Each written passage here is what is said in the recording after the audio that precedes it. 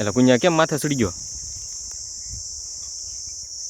હે દીપડો આમ જો દીપડો ગયો આમ? હા તો મારે કાંઈક બસવું જો હે ને, મારે બસવાનો ઉપાય કાંઈક કરવો પડશે ને.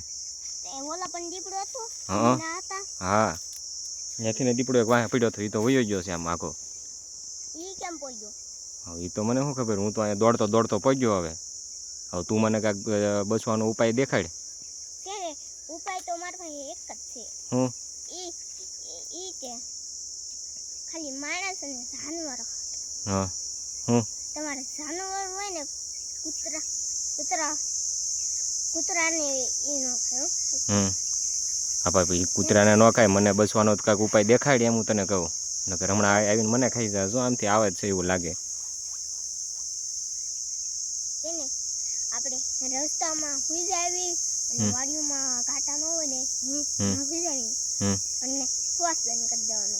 શ્વાસ બંધ કરી દેવાનો આપણે? તો આપણે નો ટોલી જઈએ. નહીં તો જો બીજો જો અહીંયા થાંભલો છે અને ઠેઠ ઓલો વલ્લા પણ એક લાકડું દેખાય ના ઠેઠ એક થાંભલો છે ના ઠેઠ પડી જાય તે આપણે શ્વાસ ચાલુ કરી દેવાનો. પછી ત્યારે ગઈ તો આપણે શ્વાસ તો બંધ કરી શકીએ ને. ત્યાં સુધી રોકી શકીએ. લાઇટનો એક થાંભલાથી બીજા થાંભલા સુધી દીપડો આખો જાય આપણેથી, એટલે શ્વાસ પાછો ખોલી નાખવાનો. ઠીક, ત્યાં સુધી તો કદાચ રોકી શકીએ. પછી શ્વાસ રોકીએ એટલે દીપડો આપણે ન ખાય.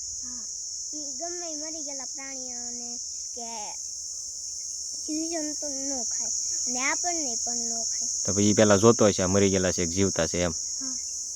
ઠીક, સારું, વાંધો નહીં. તો થેન્ક યુ. જો આમથી કંઈક આવતું હોય એવું જ લાગે છે. જો અહીંયા કંઈક છે જ તે. તો થેન્ક યુ કુનાલ, તે મને સ્ટ્રીક બતાવી. વાંધો ના લઉં, દીપડો મળે ને એટલે મારે એવી રીતે જ કરવું છે.